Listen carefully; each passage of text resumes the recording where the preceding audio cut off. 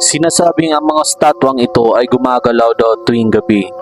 Ayon sa mga motoristang napapadaan dito, bigla-bigla na lang daw gumagalaw yung mga estatwang ito na nakahilera dito sa Junction Road sa Davao City.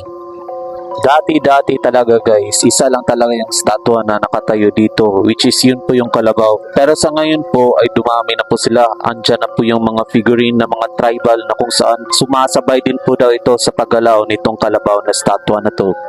Ano nga ba talaga ang katotohanan sa likod ng mga istoryang ito? Ito nga ba ay kathang isip lamang o gawa-gawa lamang ng mga istorya? Kung gusto mong panoorin ang live video na ginawa ko, nasa comment section ang full link ng video na ito.